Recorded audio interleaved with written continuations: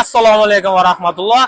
Do'stlar, hozir Toshkent Prime Motors Termiz filialida mashina topshirish jarayonini guvohi bo'lib turibsiz.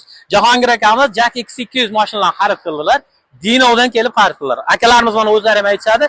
Toshkent, Samarqand hamma joydan ko'rishgan.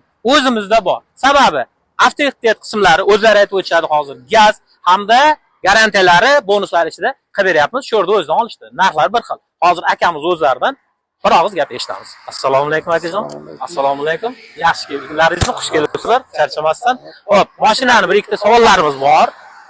Qayerdan ko'rdilaringiz buni? Birinchi mana shu Termizda borligini. Ijtimoiy tarmoqlarda Termiz Jack Auto deb yozsangiz kelib chiqadi. O'shandan ko'rib keldik. Ertalab keldik. Navbatdan keyin soat 3 da ishimiz bitdi. Xudo xolasa maqsad nimada buni? Nima qilmoqchisiz xudo xolasa? Shu yuk tashish uchun. Yuk tashish uchun yaxshi biznes. Rossiyaga yoqqa bu yoqqa yurishgani yo'q, mana oilani boqish uchun, shu yerda o'zida xizmat qilish uchun mana shu Jack X200 ni sotib olyapti. Aka, mana shu bizni ko'pchilik kuzatib turibdi. Tavsiya qila olasizmi? Tavsiya qilaman. Manzilingizni ham aytib o'ting mana Surxondaryoga vohadoshlarimizga. Manzil, o'zimning manzilim Denovdanman. Denovdansiz. Denov shahardan. Denov shahardanlar ko'rib qolsangiz mana gaplashavering. Hop, bizning manzilimizni berishadi hamda eng sizni qiziqtirgan joy qancha paytda, qanday sharoitlarda chiqdi mashina. Hammasini so'rab bilib olasiz. Endi esa mashinani topshiramiz. Akajon, mashina avvalo muborak bo'lsin sizlarga. Xudo xolasa.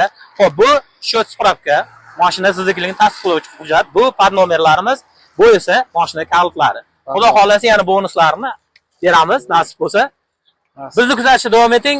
Har doim aytaman, keyingi o'rinda albatta siz bo'lasiz. Inshaalloh. Faqatgina like bosib bizga obuna bo'lishni unutmang. Akalar, mashina muborak bo'lsin. Xudo xolasa yaxshi kunlarda xizmat qilsin.